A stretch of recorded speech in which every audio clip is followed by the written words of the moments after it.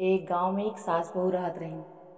तो सास बहुत तेज तर्रार रही, तो बहू थोड़ा डराते रहा उनसे। सास से बिना पूछे कोनो काम न करें, उनसे पूछ के तब कुछ खाना भी बनवाएं या कोनो काम करते बिना उनसे पूछे कुछ नहीं करते रही।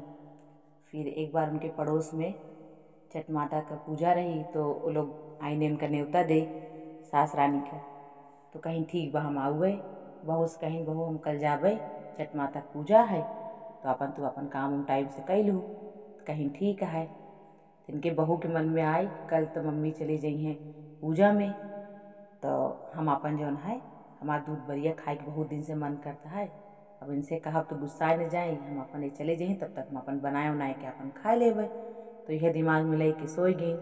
सवेरे उठे उनके सास नहा धोए के अपन गई छठ माता की पूजा में।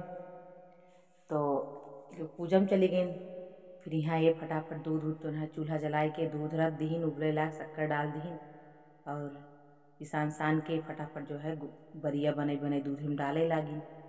बरिया पके लाग। और छठ माता की पूजा तो बहुत जल्दी हो जात है, फटाफट पूजा उजा हो जात है। तब तक उनका कुंडी खटखटाए लाग। तो डराए गिन, कहीं अरे अब का करी, अब तो अम्मा आई गिन, अब जो है कैसे बची हम। फिर जल्दी जल्दी कढ़ाई पर से चूल्हा पर से कढ़ाई उड़ाई उतार के कोनो बड़ा बर्तन से ढाक ओक दीन। फिर माता रानी से मनावे लगिन, हे माई छठ माता, हमका आज बचाई लू आज हमरे सास से, कहीं हमसे गुस्सा न हो जाए, हमारे घर से न निकाल दें। डरात डरात गई कुंडी उंडी खोली। तो उनके सास कहती, यहाँ इतना टाइम काहे तो कल दरवाज़ा खोले में का करत रहो। कहीं कुछ ना अम्मा कुछ नहीं। तो डरात वैसे रही। उनका देख के जान गई कुछ बात है। कहीं बतावा तू का करत रहो। कहीं कुछ नहीं अम्मा बताओ, कुछ नहीं करते रहे, बस जो है काम ही करते रहे, हम आवत रहे खोले। कहीं ना ही कुछ तो तू हमसे छुपावत हो, इतना टाइम तो न लागे चाहे। तो कहीं देखी तब तक ये जो है कहीं माता अम्मा कुछ ऐसा कुछ ना आई बाटे। अब तो उसे हम झूठ ना बोलब, हम तो हमें बताए थे हमारा दूध बरिया खाए के मन करत रहन।